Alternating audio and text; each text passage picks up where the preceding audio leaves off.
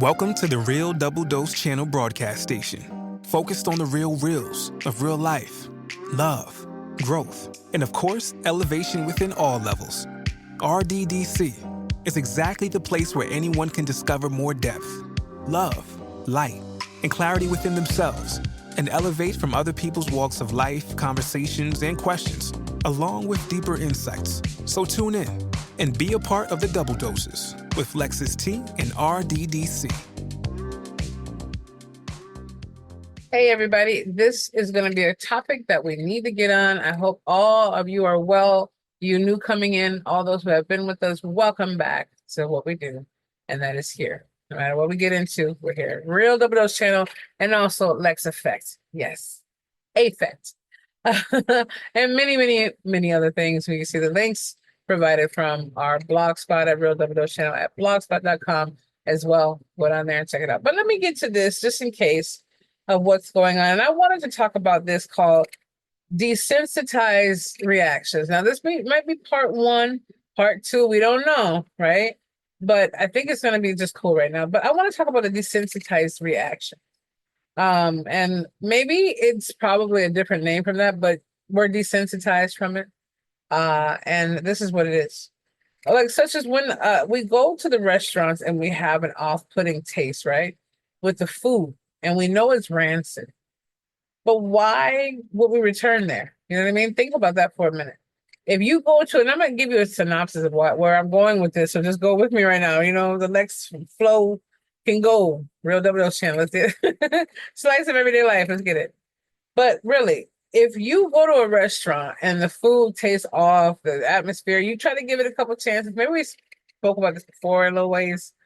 But when you go, that's the Colombiana flair with my native mochaliciousness going in. You know, so I gotta have that cesspool of everything going on, that wonderful journey, right, within the cultural diversities that I hold between what I am overall. So I'm gonna get back on here. But yeah, if you go to a restaurant and you have that moment where you're eating something and you're like, yeah, or sometimes you can feel the vibe before you go in there. But what if you're like, I don't know how I'm feeling this right now. This is a little, food just tastes horrible, you know? Like, when you go home, you have a stomachache, right?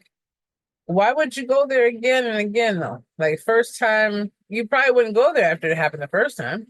But if you did give it a second try, why would you still keep going if you knew you saw them dropping the food on the floor, putting it back on the plate, serving it to the customers? If you knew that they were skimping stuff or not having sanitary conditions, whatever was going on, it was making you not feel well or be in a good energy space, right? So the next question is, if you had a detergent or a perfume or a lotion that made you, or dish soap, whatever it could be, that will break you out and give you a rash, wouldn't you figure out a way to, like, if you really had to utilize it without touching it, right? But in this case, would you continue using your detergent? Because of this way right here, your skin would break out, right? Dish soap. Yeah, you could put gloves on, but still at the same time, it might seep through. A lot of dish soap does. So regardless of what it is, if you have something that irritates your skin, you're not going to use it. That's what we're getting to the point here, right? You're not going to use it. You're going to get out skin breakouts, whatever else might happen. Why would we continue using it? If we went to the store that always had robberies and drama and ghetto behavior of all cultures and caliber, let's not get it twisted, and every time we showed up, it just kept continuing and getting worse there. We would always get up in a stick up, or someone would be trying to take off our hubcaps or take our wallet. Why would we continue to go there or even go there if we made it out alive? So why do we have these repetitive habits that give us the same results? Why do we keep repeating them? Why do we continue to keep the same relationships that has given us the same outcomes? And why do we do this to ourselves selectively and prejudicing it too? Because we don't treat anything in the same context. So basically, it is the fruits that we bear. At the same time, I want to say it could be that of understanding the fruits that we bear. And it's not really desensitized reactions. It's more like the fruits that we bear, part one. So let's do that right here. The fruits we bear, part one. There you go. We expect something different all the time. but yet we're never willing to give the difference that expectation. I ask myself this a lot too. Why do we keep these relationships seemingly when we have all these people who don't deserve it? Forgiveness, moving on. Okay, we get it. Okay, it's all right. But why? Why is it that we feel like we owe ourselves the poisoning, the irritation from the skin, or this upset stomach? Why? Why do we, well, the fruits that we bear, why is it that? And why do we not have the same understanding when it comes down to going to the creator of all things? Why do we put posts out there on social media about how sad we are, what we're going through? And I'm gonna take this from a note. Now, one of the ladies that I know for a while that actually was a part of the journey of some of my spiritual death before that time, I will say no names. You know, I saw that, for example, and I have it too with another homegirl. I don't really go on social media. I only have one that I barely mess with, and you know that happens to be because I need an ad account with them. But I literally post like once every other year, if that. I don't even care. Happy birthday or not, it doesn't bother me. You know, real people are real people.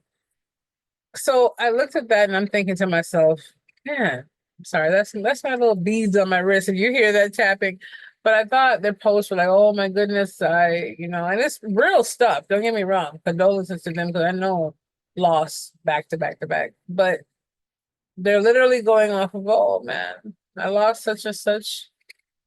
Oh man, my heart's just broken. I understand. I put one post up about my sister when she passed and my brother when he passed, I believe. Maybe not even. I was just too soaked down, 2 months apart, which is too heavy for me. But I looked at that and I'm like, okay. Then the next post was like, oh man, I lost my animal. I've been with him, almost 20 years. I'm like, man, that's sad. And it made me get humbleized because I know who I am spiritually and mentally and what I went through and what I continue going through and still have more to go to and through. And I was thinking, man, like if you were already having a bad day, that would just make your day worse. Or keep your attention on something else that was worse than your day that someone's experiencing. And I get it's social media and you're sharing, and those people are supposed to be your closer loved ones. But I notice a lot of times those people won't even take comfort from somebody unless they leave a message on that post. It's almost like the fruits that they bear, just letting everyone know their sadness and pain. So either A, they could feel some kind of, I don't know, camaraderie or a feeling of something what they're looking for, but they never find that healing because it's God they're supposed to be sharing that and coming to their pain and their heaviness to. Or people's thought processes about relationships or how guys and girls are, whatever, and they love the feedback. It's like, yeah, we go there to express ourselves when we feel like nothing else is listening to our expressions. Although we are the ones to take our expressions and make sure they're listened to. It gets to the point of the fruit we bear if we don't want something like that, I just said that in the doubting of the doubts conversation. If we want something better to be there, we want something to happen that's more initialized and on purpose, we have to make it on purpose. We have to stop doubting them. We have to get the fruits that we bear and start bearing better. If we feel that way, stop going to that. For example, stop going to that restaurant that makes you sick. Stop even walking past it or thinking about it. Stop going, go get a cleansing. Cleanse that out. Let God do what God does and make sure you do what you need to do as well. Like it's the self within the self. If you have that irritation happening, whether it be perfume, detergent, dish soap, whatever, stop it. Get rid of it or maneuver a different way. Why do we keep repeating the same thing over and over and expecting different outcomes? What fruit do you bear? And what is the fruit that the fruit that you bear, right? Or whatever else is going on. It comes down to that as well. Like that's the whole thing. The fruits we bear are exactly what we put out and what we accept in. You don't have to accept everything that falls to your lap or in front of your face. Oh, I don't know. This has to be from God because this one. No, a lot of things come from the adversary. Okay, just because you see a very handsome young lady or man, they seem to be this and this and that. God must have sent them. I was praying for it. Like, okay, well, if that's the case, if you paid for $1 million last week, did you get it? Maybe you did. If you did, I guarantee it's a very small few, and you did some kind of work or effort to get that, right? Something, even a ticket you bought. So I guess if you could believe it for those things and naivety, then you could believe it to the point of where you only accept the naivety I say is you only accept what you want to accept that you believe God said. But anything else that has to do with what you think God should have done or what God did do versus whatever else is working, quote, quote, the adversary, then you'll put it on the title to say that. My conversation to end to you is even though you say that you want something different, look at the fruit that you bear. Look at all the fruit that we bear. If I want, for me, I want to lose another 30 pounds because I want to feel lighter on my feet and do some kickboxing and get my sciatica together. I'm good, but I can be a lot better. Not from someone seeing my outfit or making me feel a certain way. Don't worry about my squeaky fan in the back, everybody. But it's for me to feel better and have health stats inside of myself better, especially with all the stuff that I have on my shoulder to carry my own cross that God gave me gifts for, and different people depend on me from all walks of life. So I will say I have to look at the fruit that I bear. And this is for my personal, am I getting the sleep that I need?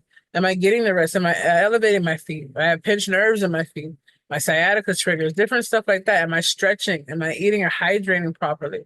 You know, it's just the whole point where I can have my loved ones remind me all day long, but am I bearing those kind of fruit?